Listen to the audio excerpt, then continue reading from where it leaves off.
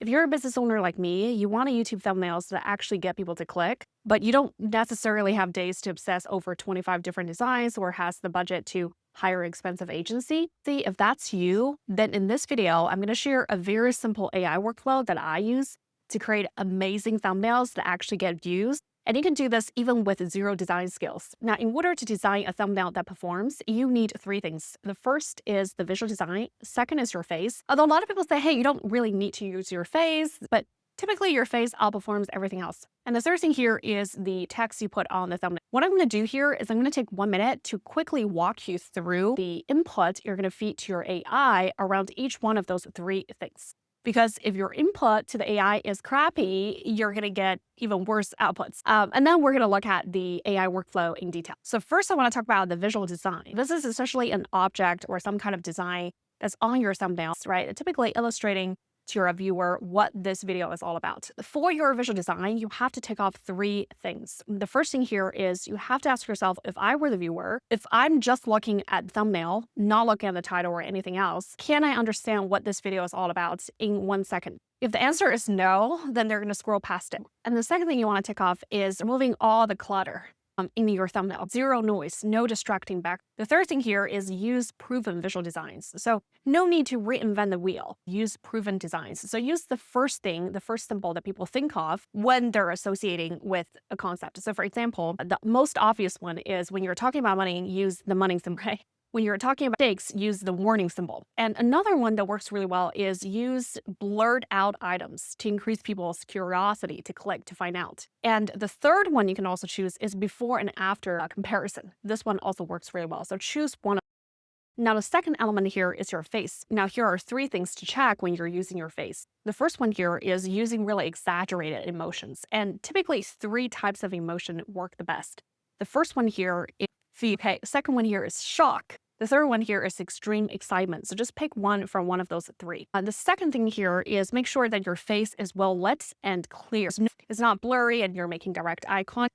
And the third thing here is take at least 15 to 20 pictures of your facial expressions in one shoot. Now, the third element here is the text you put on your thumbnail. So here are a few things to tick off. First is your text should be really short, ideally like one word. If you can keep it one, that's the best. If not, maybe 2 to 3 words, but not exceeding that. The text should either express a big result or highlight an urgent pain point or make people feel really curious. And from the design perspective, you want to make sure that the text really pops out. There's a stark color contrast against the background. So one example that that works really well is you have white text, but then you have that against a black background or a red background. Okay, so here's the AI workflow. I use ChatGPT here for two things. First is generating different thumbnail ideas, which I'll show you an example in a little bit. And the second thing here is creating mockups, okay, that meets all of the requirements I just discussed, right? The text on your thumbnail, your face, the visual design, that meets all of those requirements that I can build on, tweak, and finalize. And then once I have a final version of the mockup that I like, I think it's pretty close, I'm either going to take it to Canva to finalize it on my own, or I'm going to outsource it to a very affordable freelancer on Upwork. So the first step is I use ChatGPT to generate thumbnail ideas. So I'll share, for example, if I were a health coach and I'm helping women over 40 to lose weight, I'll say, hey, here's my video title, my 3 steps to lose 10 pounds in 3 months for women over 40. Okay, so that's my title. Secondly, I'll also share a short outline of my video if I have one. And third, I'll share the goal of my thumbnail, which is over 6 to 8% click rate once designed. And then lastly, I'll paste all the design requirements that we just went through in detail, and I'll paste it in ChatGPT and be like, hey, this is what a good thumbnail should look like. And then I'll say, hey, please generate the top 3 thumbnail ideas that meet all of those requirements. I don't need you to help me create a specific image yet, just give me those 3 top ideas. So once I get those ideas back, I'll pick the top 1 to 2 that seem to be most scroll stopping, and I'll build mockups upon them. Next step here is I'm going to ask ChatGPT to generate mockups based on the idea I picked. A mockup is not something perfect, it's not the final design, but it's essentially something that help you visualize things quickly to see if you like it or not. And before you generate the mockup, you want to make sure you upload to ChatGPT the different versions of your pictures to capture your facial expression. So I would typically upload 5 to 10. and let ChatGPT pick one that it seems to be the most appropriate to go with the design. So the prompt I use is, hey, based on this thumbnail idea that I picked, please generate a picture that reflects the full effects of this idea. So after a few iterations, you will get a final version of your mockup that you think meets all the design requirements, right, and is most clickable. Here's a bonus tip. Sometimes I even take a screenshot of what's working right now, demonstrated by views on YouTube, from other people in my niche, and I'll paste it into ChatGPT and be like, hey, look at this thumbnail and give me 3 top variations of this thumbnail that you think are most likely to get the most amount of clicks and views. Don't copy it, just build on it. So in this way, it gives me inspirations really fast. And sometimes I take what seems to be really creative from their suggestions, combine them together to make something better. Now, the third step here is you finalize the thumbnail. And typically what I do is I take the final version mockup from ChatGPT I really liked and take that design to my Upwork freelancer and ask him to finalize it for me. At this point, you might be wondering, so why don't we use AI, right, to actually create the final version